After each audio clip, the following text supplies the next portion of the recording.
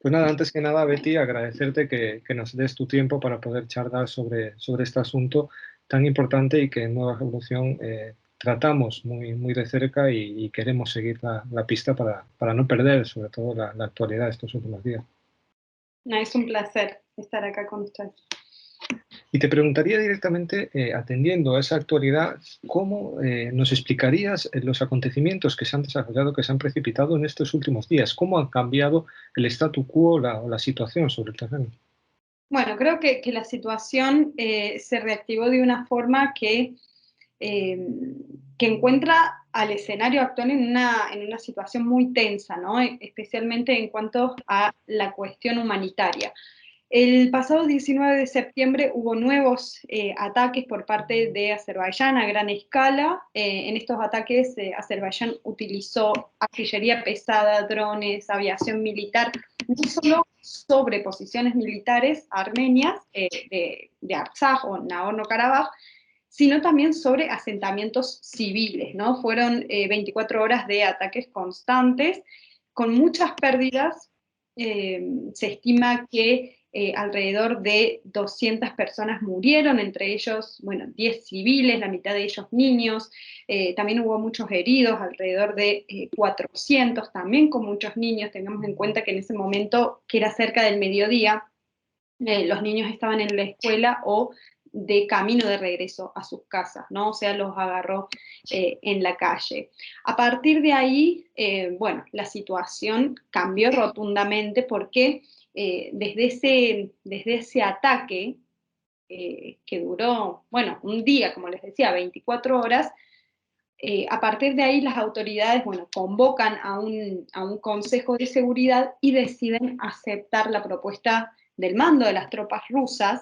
Tengamos en cuenta que hay tropas rusas, ¿no? En Nagorno-Karabaj desde el fin de la guerra del 2020, cuando a través de un acuerdo tripartito mediado por el presidente de Rusia, ingresan alrededor de 2.000 unidades pacificadoras rusas con sus bases, su equipamiento militar y demás. Y durante estos 3 años, que justamente hoy se cumplen, 27 de septiembre, los 3 años desde el lanzamiento de la guerra, la última guerra a gran escala de Nagorno-Karabaj del 2020.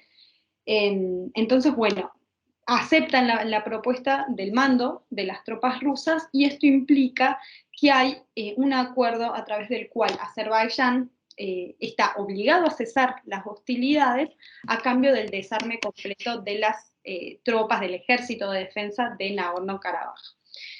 Esto supone algo así como el fin, por así decirlo, entre comillas, de la población o de esta región, de esta república autoproclamada como independiente, ¿no? Porque imagínense que sin una defensa y sin una resistencia frente a un enemigo como Azerbaiyán, es muy difícil que la población viva en paz y con estabilidad. Así que bueno, este proceso de desarme ya comenzó, llevan días desarmando, bueno, el ejército que cuenta con desde armas pequeñas, morteros, granadas, municiones y demás. Y tengamos en cuenta también que este ataque armado encuentra a la población en un desgaste muy grande a nivel físico, a nivel espiritual, psicológico, porque viene de 300 días de bloqueo, ¿no? Que en el último tiempo el bloqueo fue totalmente, o sea, fue total, ya que no ingresaban tampoco ningún tipo de asistencia humanitaria por el corredor de Perzor-Lachin. Y este corredor, que estaba aún bloqueado por Azerbaiyán, es la única conexión que tiene Nagorno-Karabaj con Armenia y con el mundo, ¿no? Antes de la guerra del 2020 había dos accesos terrestres a Armenia, uno de ellos por el norte, otro por el sur, que es este corredor de Lachin. El del norte ya forma parte de territorios ocupados de Azerbaiyán, o sea, este es el único respiro, el único corredor de la vida, que se lo llama, de Nagorno-Karabaj. O sea, hace 300 días que está totalmente bloqueado. Cada tanto, esporádicamente en el último tiempo ingresaba a ayuda de la Cruz Roja, que es la única organización internacional que tiene acceso a este territorio, pero aún así la ayuda no era suficiente para saciar las necesidades de 120.000 armenios que vivían allí. Entonces, a partir de ese momento, el dato más actual que tenemos es que los habitantes empezaron a evacuar hacia Armenia. El número a esta hora llegó a las 50.000 personas, ¿no? Este corredor ahora está totalmente atascado, especialmente en lo que es un puesto un puesto de control que Azerbaiyán instaló ilegalmente sobre el corredor de Lachin, específicamente en un puente que se llama Hakkari, y ahí, bueno, se hace un control de pasaportes por parte de las tropas de Azerbaiyán, y van saliendo gradualmente estos automóviles y van cruzando la frontera hacia Armenia.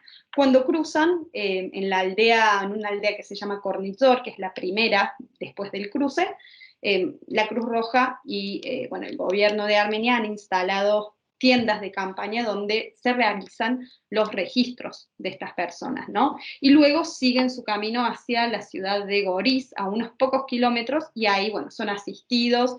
Imagínense que vienen con mucha hambre porque no hay alimentos, incluso, bueno, en este tiempo también se registraron muertes por hambruna, muertes por falta de asistencia médica, porque además de que no había electricidad ni gas, tampoco hay combustible, ¿no? Y eso implica que no hay movilidad por medio de vehículos, no hay ambulancias.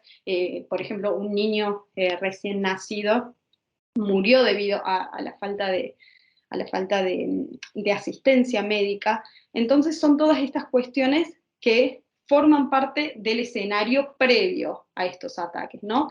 Y a partir de, bueno, de estas agresiones ya eh, la población decidió evacuar porque todos ellos consideran que no es posible ningún tipo de convivencia con Azerbaiyán y bajo el control del gobierno azerí. Más allá de que el gobierno azerí discursivamente plantea una integración, que la integración, o sea, si nosotros analizamos esta palabra, tiene una connotación positiva, es muy bonita, pero para la parte armenia, para la población, tiene un tinte negativo porque piensan que de ninguna forma se puede integrar con alguien que tiene planeado una limpieza étnica con vos, ¿no? Entonces, de ninguna forma piensan que esta convivencia es posible, y es por eso que han decidido evacuar de forma masiva y desesperada. De hecho, estamos viendo en estos días imágenes de las tropas azeríes no solo atentando contra el patrimonio armenio, sino en muchos casos profanando incluso tumbas de los soldados armenios, tratando a la población civil con un modo totalmente despectivo. No sé si esos discursos que vemos de cara a la comunidad internacional, las que hablan de integración, en el mejor de los casos pueden ocultar un intento de asimilación, de que los armenios tengan que renunciar a su propia cultura, a su propio pueblo, o tal y como tú señalas, directamente se esté planteando una limpieza étnica. Tenemos que recordar que para Azerbaiyán resulta muy importante intentar vaciar esos territorios de población armenia para reivindicar internacionalmente cualquier solución desde una postura de peso. No sé si se está llevando a cabo ya esa limpieza étnica, si podemos hablar realmente ya de que las tropas azeríes están ejerciendo ya ese plan y cómo lo está sufriendo la población armenia. Uh-huh. Sí, en cuanto al patrimonio cultural, eh, tengamos en cuenta que en Azerbaiyán se adoctrina a los ciudadanos, incluso desde poca edad, como parte de la educación formal, hacia una posición armenofóbica, ¿no?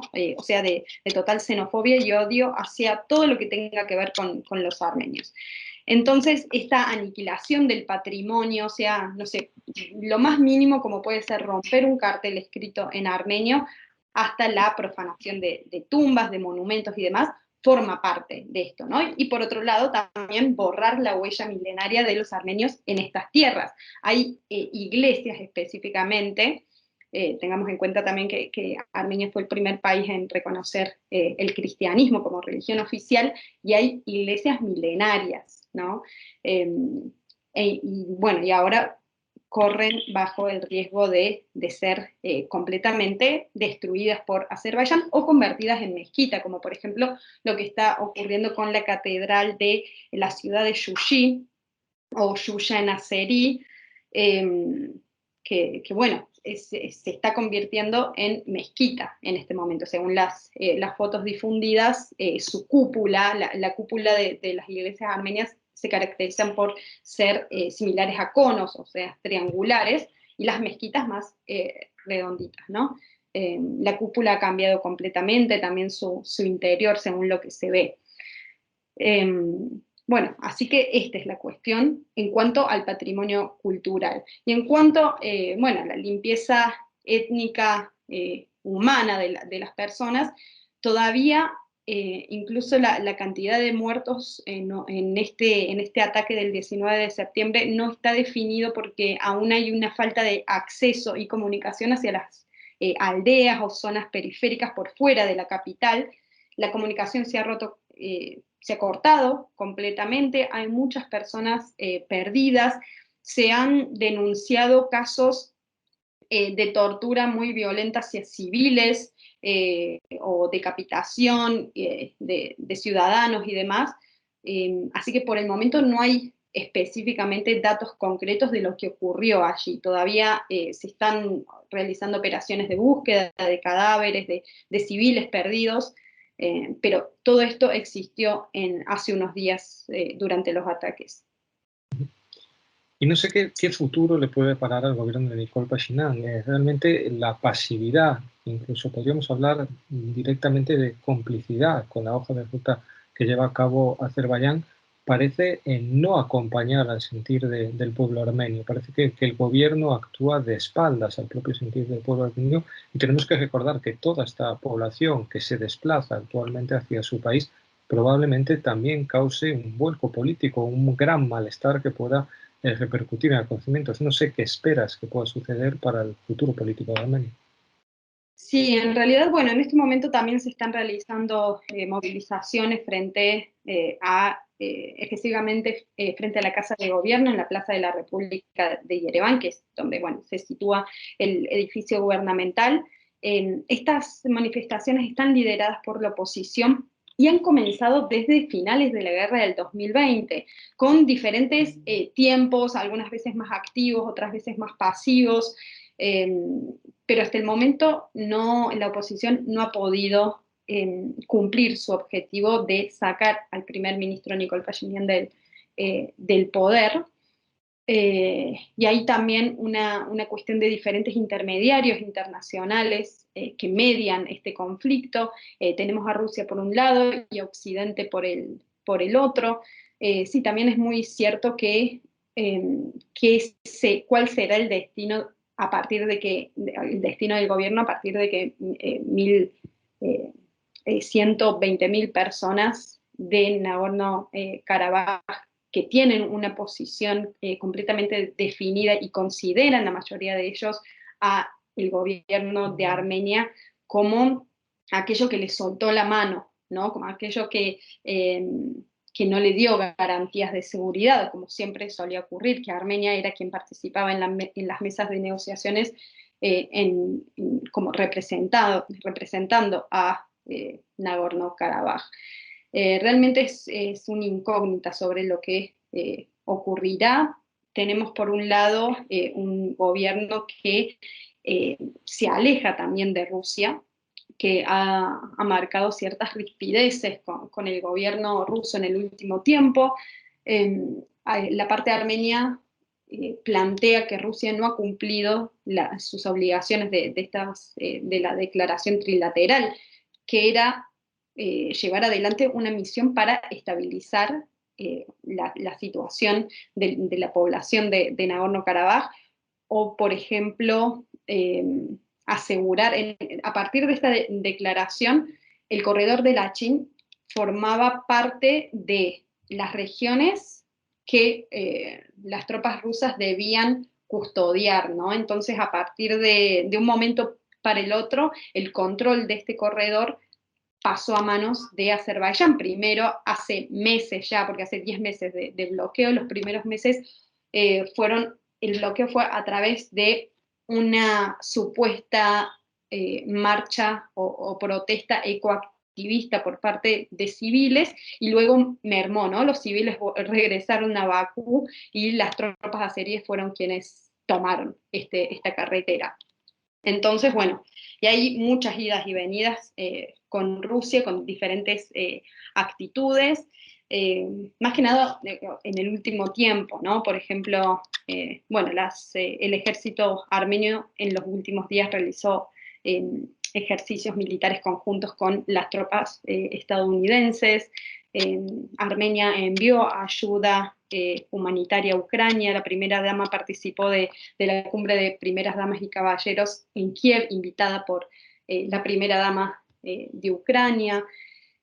Armenia está pensando en ratificar el Estatuto de Roma, que eso también implica cierta posición hacia Rusia, ya que por medio del Estatuto de Roma, el Código Penal Internacional pretende arrestar al presidente ruso, o sea que próximamente Putin no podría pisar a Armenia porque sería arrestado, ¿no? Y Putin viene a Armenia seguidamente, ya que, bueno, Armenia y Rusia comparten una alianza militar hasta el momento, más allá de que esté bajo un signo de pregunta actualmente, forman parte ambas de la Organización del Tratado de Seguridad Colectiva, ¿no? Así que es sumamente compleja la situación. Por otro lado está Occidente tratando de meter sus narices, Estados Unidos sobre todo, pero también la Unión Europea, que tiene una misión de observación aquí sobre la frontera con Azerbaiyán, pero del lado armenio, porque Azerbaiyán no lo permitió. Pero bueno, ahí vemos también la doble vara de la Unión Europea, de que por un lado se provee del gas de Azerbaiyán debido a las sanciones impuestas a Rusia, pero por otro lado emite declaraciones, por lo menos en lo discursivo, sancionando, castigando, condenando a Azerbaiyán en contra del bloqueo o por los crímenes que lleva adelante, ¿no? Pero eso queda solamente en declaraciones y no en sanciones concretas que realmente influyan en las acciones que lleva adelante el presidente de Azerbaiyán. De hecho, parece que la Unión Europea a la hora de buscar ese establecimiento de la paz, a la hora de jugar un papel activo, ha pensado más o ha pesado más los oleoductos, el gas, que realmente los derechos humanos. No sé si esperas que se pueda realmente ejercer un papel de mediador por parte de Bruselas, o realmente parece que Azerbaiyán, con ese tanto por ciento de gas que suministra Europa en la coyuntura actual, tiene silenciado a Bruselas. Sí, yo creo que sí. Creo que moralmente corresponde que en la Unión Europea y los líderes que forman parte de ella hagan declaraciones, ¿no? Porque es lo moralmente correcto, pero por otro lado saben que eso no, que darle la espalda a Azerbaiyán no corresponde a sus intereses y prefieren mantener sus vínculos con el régimen dictatorial de Aliyev, porque es realmente este régimen tiene estas características. Y hablábamos de Washington, de esas manifestaciones también con un tinte, un carácter ecologista, que realmente lo que ocultaron fue una intervención militar que nos recuerda otro tipo de operaciones de desestabilización, de primaveras que se han llevado a cabo en los últimos años. No sé si realmente consideras que quiere jugar un papel activo en la región, si Washington apuesta firmemente por Armenia, y en el caso de que sea así, si tiene sentido, más allá que el gobierno, para el pueblo armenio, confiar en Washington sabiendo cómo se ha comportado con otros socios en la región. Parece que la palabra dada por Estados Unidos nunca ha sido muy de fiar o nunca ha sido muy estable en el tiempo. Sí, creo que en el último tiempo sí se ha fortalecido el vínculo con Estados Unidos, especialmente a partir de la visita de Nancy Pelosi, por ejemplo, que fue una de las primeras veces, si no es que es la primera, que una funcionaria de tan alto rango visita a Armenia, ¿no? Y bueno, a partir de ahí se han organizado este tipo de entrenamientos militares. Pero creo que en cuanto a la población no considera todavía a Estados Unidos como alguien a quien debe rendir cuentas, o sea, que Estados Unidos rinda cuentas sobre su pasividad y demás, sino creo que la población tiene más en la mira a Rusia, ¿no? Y su desilusión es específicamente contra, eh, bueno, contra Vladimir Putin por su falta de accionar. Sí, creo que eso. Estamos viendo como, tal y como tú señalas, cada vez más sectores de la población armenia reclaman a Putin y al gobierno ruso que tenga un papel activo, que cumpla con los acuerdos que por otro lado Moscú se comprometió a defender, pero también vemos que toda esta coyuntura internacional, los devaneos del gobierno armenio y también todos los intercambios y los equilibrios de poder relacionados con la guerra de Ucrania hacen que Rusia realmente tenga en cierta medida, no sé si dificultad a la hora de jugar una baza, si ves que realmente Rusia podría haber jugado un papel más activo sin provocar quizá una escalada a nivel regional en el Cáucaso. Sí, creo que el cambio a nivel de política doméstica en Armenia a partir del 2018 también jugó bastante, o sea, tuvo mucho que ver en esto, ¿no? Veníamos en Armenia de gobiernos caracterizados más que nada por ser prorrusos, ¿no? Específicamente, bueno, el último expresidente Serge Sarkisian o el anterior Robert Kocharyan, ambos oriundos de Nagorno-Karabaj, y con una posición bastante cercana a Rusia, ¿no? Incluso, bueno, con relaciones personales con Vladimir Putin. Y por otro lado, bueno, llega luego en el 2018 por medio de una revolución llamada Revolución de Terciopelo que movilizó a gran cantidad de la población armenia con un discurso muy claro contra la corrupción y contra la oligarquía, cosa que son dos conceptos que estaban muy vinculados a los expresidentes, y ese discurso creo que ha penetrado profundamente en la sociedad y aún está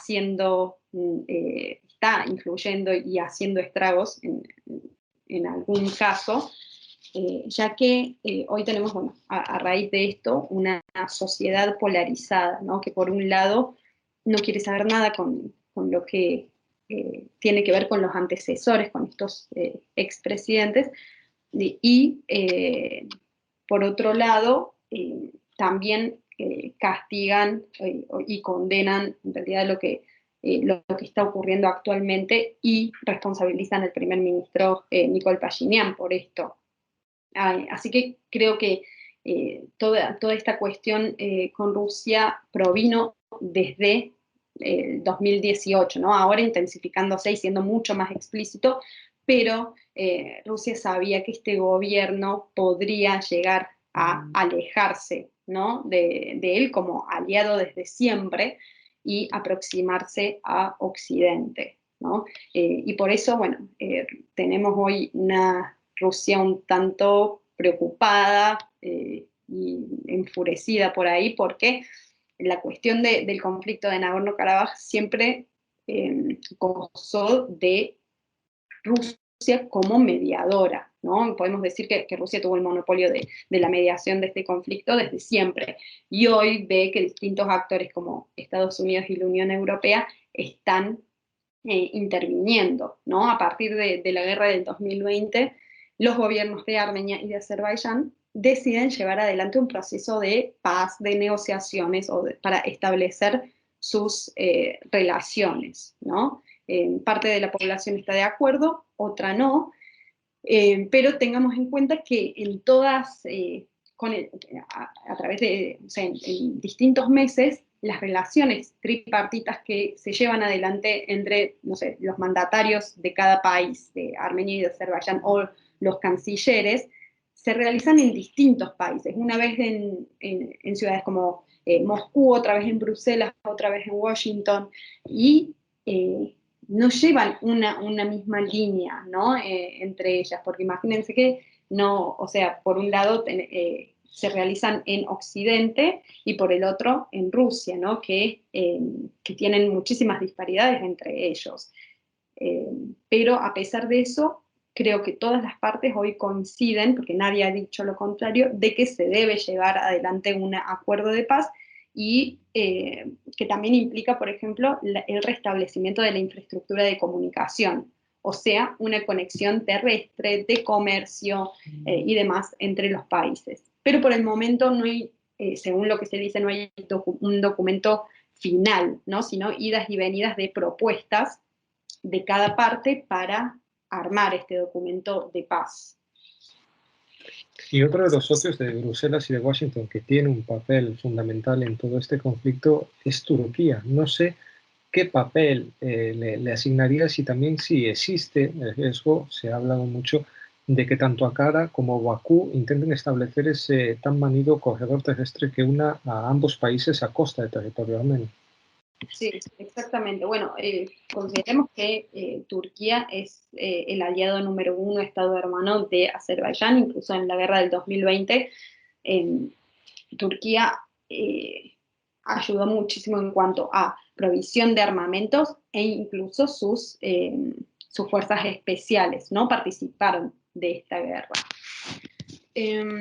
Exactamente lo que pretende Azerbaiyán y Turquía es este corredor que ellos llaman el corredor de Zangezur, que atravesaría por el sur de Armenia, por la provincia de Siunik, que es la más grande geográficamente con la que cuenta Armenia, y de esta forma, bueno, Azerbaiyán tendría conexión con un enclave que actualmente le pertenece y que antiguamente fue armenio, llamado Najicheván, y a partir de ahí también conexión terrestre con Turquía, que actualmente no la tienen, ¿no? Entonces, esa es la próxima ambición de Azerbaiyán, que, bueno, Aliyev lo ha dicho en innumerables ocasiones, y eso da cuenta de que la ambición de Azerbaiyán y los reclamos no terminan en Nagorno-Karabaj, sino sobre territorio soberano armenio. Actualmente hay tropas sobre territorio armenio reconocido internacionalmente, ¿no? O sea, presencia ilegal de estas tropas. Constantemente hay violaciones de cese al fuego, bueno, sobre Armenia, especialmente en la línea oriental, o sea, en la línea de contacto del este. Y bueno, y eso marca también este plan expansionista de Azerbaiyán, que podríamos decir que comenzó con el plan panturquista de Turquía durante el genocidio de 1915, ¿no? Por eso la parte armenia hace una analogía de esto, como diciendo que el genocidio armenio no terminó y las intenciones de limpieza étnica y xenofobia contra los armenios continúa hoy en el siglo XXI con distintas matices, pero el objetivo es el mismo. Vemos que esa presencia de tropas azeríes en territorio armenio tensiona las relaciones con Rusia, que las intenta contemporizar para evitar un conflicto mayor, pero uno de los actores que ha aparecido dando un golpe en la mesa y que incluso ha amenazado con tener una implicación mucho más directa es Irán, que precisamente ha lanzado estas amenazas no solo contra Azerbaiyán, sino contra la propia Turquía, diciendo que ese corredor amenazaría directamente a sus intereses y podría provocar su implicación en este conflicto. No sé cómo lo ven. Sí. Bueno, Irán en realidad no ha interferido en la cuestión de Nagorno-Karabaj, se ha mantenido al margen, pero ha dicho innumerables veces que las fronteras y toda la cuestión geopolítica de la región del Cáucaso Sur no debe modificarse, ¿no? Y eso, por supuesto, es un mensaje hacia Aliyev para decir un no rotundo a este corredor de Zangezur que, bueno, en el caso de que simplemente correría riesgos de que Armenia pierda su frontera con Irán, ¿no? Que hoy, bueno, podemos decir que es un país con el cual quien lleva adelante buenas relaciones si lo comparamos con Azerbaiyán y Turquía, que son considerados países opositores, ¿no? Y bueno, y Georgia, que es una cuestión un poco extraña, ¿no? En cuanto a si es considerado aliado o no, debido a que lleva también relaciones muy cercanas con Azerbaiyán. Así que sí, Irán también tiene una cuestión poblacional en su norte, ya que hay una gran comunidad de azerbaiyanos, ¿no? Viviendo ahí. Así que sí, por supuesto que eso, que Azerbaiyán interfiera o invada el sur de Armenia, que muchos consideran que va a ser el próximo paso, Irán yo creo que intervendría. Y otro de los actores que también participa en todo este teatro, por si estuviera un poco animado, por decirlo así, es Israel. Parece una alianza extraña vista desde Occidente, si bien el Estado israelí reconoció la independencia de Azerbaiyán, creo que fue el primer Estado en reconocerlo, no sé cómo se explica a día de hoy una alianza que incluso llega al suministro de armas a las tropas azeríes y un papel realmente activo. Podríamos, no sé si lo compartes, decir que después de Turquía podría ser uno de los socios más fiables para Azerbaiyán en todo este conflicto. Sí, que incluso podría ser el primero, ¿no? Siempre Israel está detrás de este tipo de conflictos en los cuales tiene un interés muy grande por detrás. Creo que sí, por supuesto que en la guerra del 2020 los drones, llamados drones kamikaze, provistos por Israel, fueron como las estrellas a nivel de equipamiento militar de Azerbaiyán y que realmente provocaron una masacre en las tropas armenias, ¿no? Sí, creo que Israel cumple un rol muy, muy importante en esto. Y bueno, y ya a nivel político podríamos cuestionarnos la cuestión de que Israel, por ejemplo, no reconoce el genocidio armenio, siendo que el holocausto judío fue inspirado también en lo que cometieron los jóvenes turcos del Imperio Otomano a principios de 1900, ¿no? Así que bueno, es un gran cuestionamiento que yo creo que debería comenzar por la sociedad, ¿no? Israelí. Se debería cuestionarse esto como sociedad. Y ya para finalizar, te preguntaría que cuáles son las perspectivas realmente de una solución pacífica a largo plazo, tanto en el conflicto de Nagorno-Karabaj como no sé si lo has dejado caer a lo largo de la entrevista, si consideras que este no es el último paso en las ansias expansionistas azeríes. No sé si existe realmente una perspectiva de poder alcanzar una paz estable a corto o medio plazo. Por supuesto que la paz es lo más deseable, ¿no? En esta situación. Creo que toda la población armenia está de acuerdo con que Armenia viva en paz. Acá lo cuestionable es que la paz debe trazarse entre dos partes y las dos estén preparadas para eso, ¿no? Para llevar adelante un proceso de paz. Pero hoy vemos que Azerbaiyán no está lista para eso porque de ninguna forma podemos llevar adelante un proceso de paz si hay cuestiones pendientes como, por ejemplo, prisioneros de guerra o constantes violaciones al cese al fuego, ¿no?